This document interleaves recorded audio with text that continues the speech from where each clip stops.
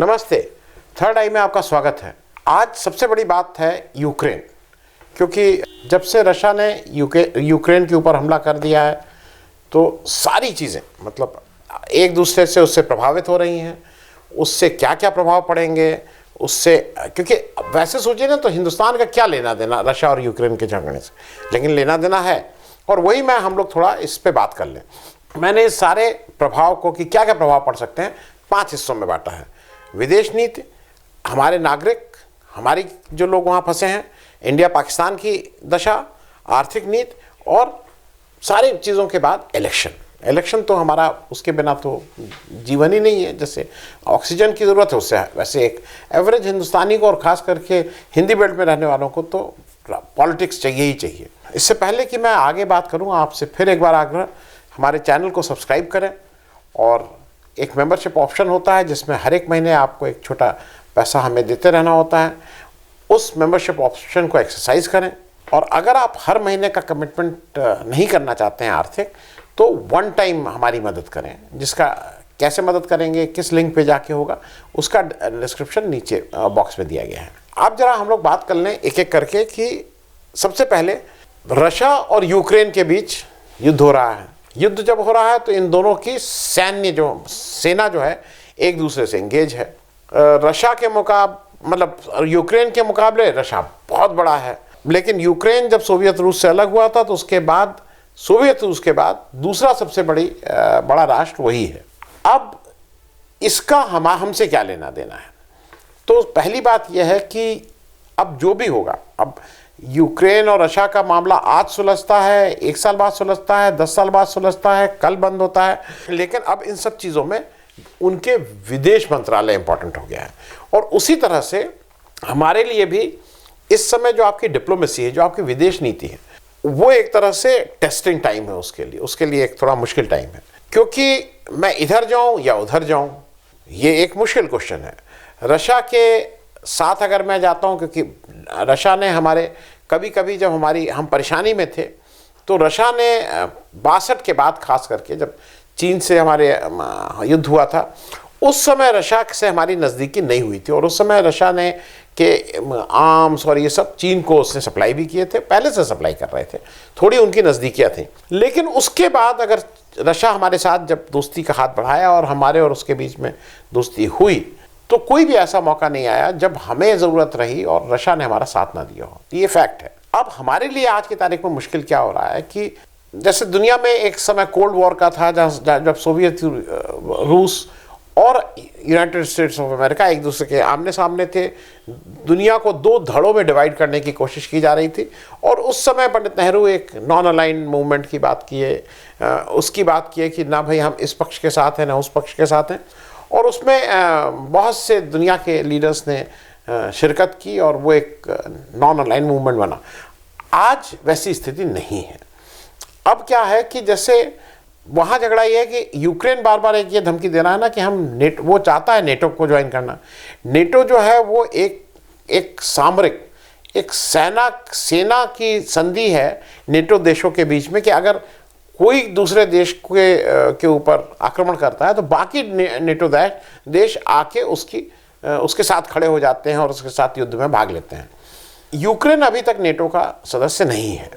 Russia के जो सबसे पहला और सबसे बड़ा ऑब्जेक्शन है, उनके कई ऑब्जेक्शंस हैं, लेकिन उसमें एक बड़ा ऑब्जेक्शन यह है कि यूक्रेन को नेटो की सदस्यता नहीं मिलनी चाहिए, नेटो को यूक्रेन को अपना सदस्य नहीं बनाना चाहिए। क्योंकि रशिया अपनी लॉजिक है, रशिया ये कहता है कि भाई फिर हमारे बिल्कुल जो बाउंड्री है वो नेटो से मिल रही होगी, नेटो के देश से, और फिर कल के दिन कुछ भी होता है तो वो मतलब नेटो उनके साथ आएगा तो एक तरह से अमेरिका और सारी दुनिया उनके अगेंस्ट खड़ी हो जाएगी। इसलिए वो बिल्कुल स्पष्ट है रशिया कि इनको नेटो की मेंबरशिप नहीं मिलनी चाहिए।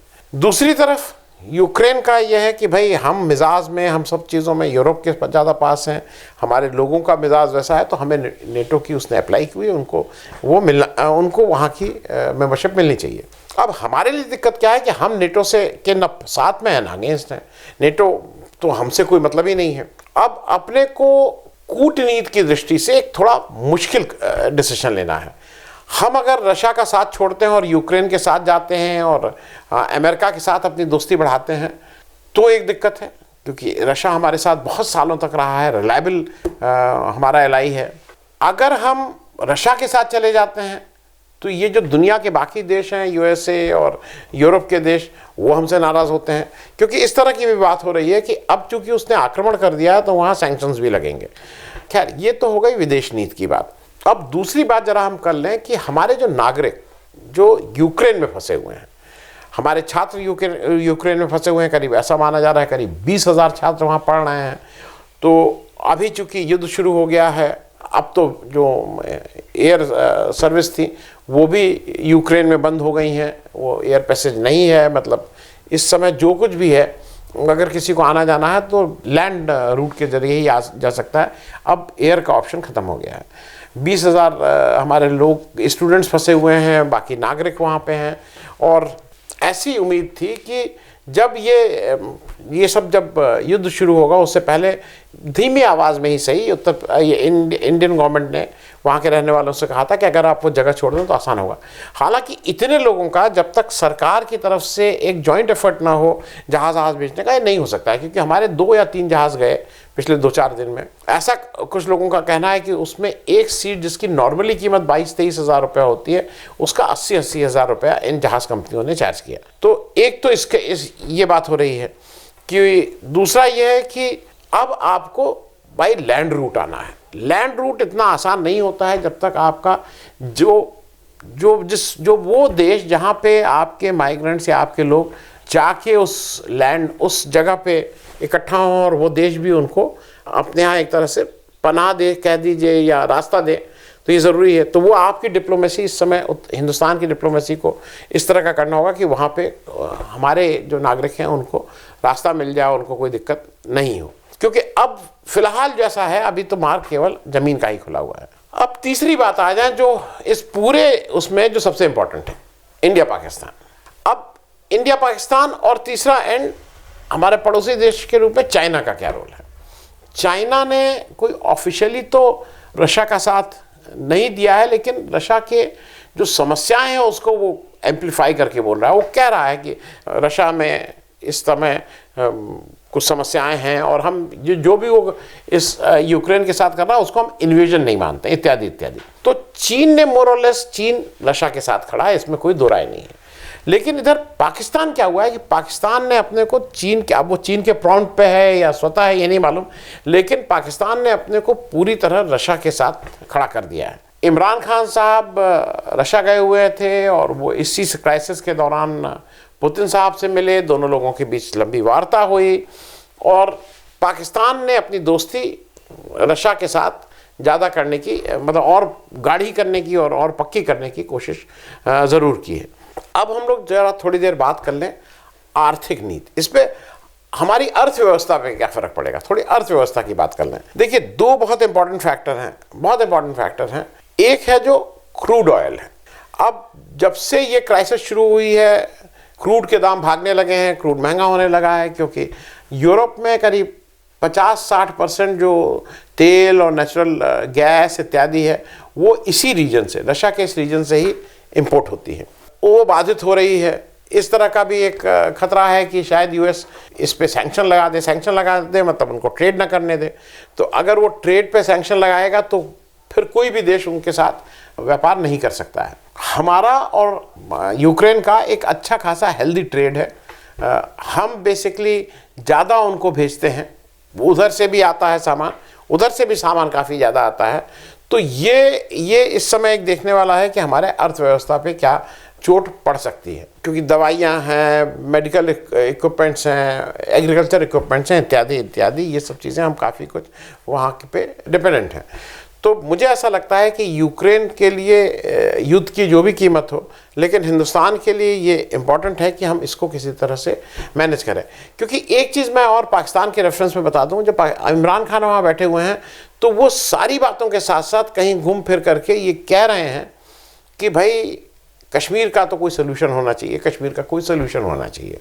और एक जनरल वो नैरेटिव ये सेट करने में कामयाब हो रहे हैं कि पाकिस्तान बहुत कीन है कि किसी तरह से कश्मीर का इशू वहाँ के लोगों से बातचीत करके उसको रिजॉल्व किया जाए। इस तरह का वो एक नैरेटिव सेट कर रहे हैं। अब जो अंतिम बात है क्योंकि हमारे जो नेतृत्व है उसको चुनाव के ही समझ में आता है और चुनाव के ही मद्देनजर रखते हुए बाकी पॉलिसीज बनाते हैं।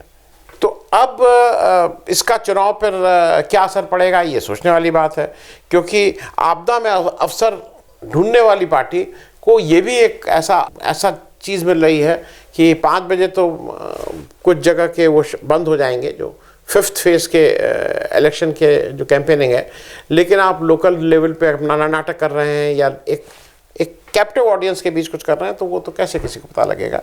तो मुझे ऐसा लगता है कि ये चुनाव पे अगर कहीं ना कहीं इसका असर ज़रूर पड़ रहा है, क्योंकि अब वो जो हिंदू मुस्लिम नहीं है तो एक राष्ट्रवाद, जब थोड़ा कहीं दो देशों में लड़ाई होने लगती है और हम भी उसमें थोड़ा जोश में आ जाते हैं, हम भी कुछ ना कुछ पार्टी बनने की कोशिश करते हैं, तो ये मानी हुई बात है कि हम उस समय अपनी बहुत सी बातों को भूल के राष्ट्रवाद, देश की बात, ये सब ज़्यादा करने लगते हैं और वो बात शुरू हो गई है। जैसे कहा गया कि भाई मोदी जी ने कल पुतिन जी से 25 मिनट बात की। अब पूरा देश बहुत खुश है, सब लोगों को कहा 25 मिनट हमारे प्राइम मिनिस्टर से बात की, लेकिन ये भी सोचने वाली बात है कि उन्होंने 25 मिनट वहाँ बात की तो इमरान खान तो वहीं क्रेमलिन में जाके वहीं बैठ गए हैं, वो पुतिन से मालूम नहीं घंटों बात कर रहे हैं।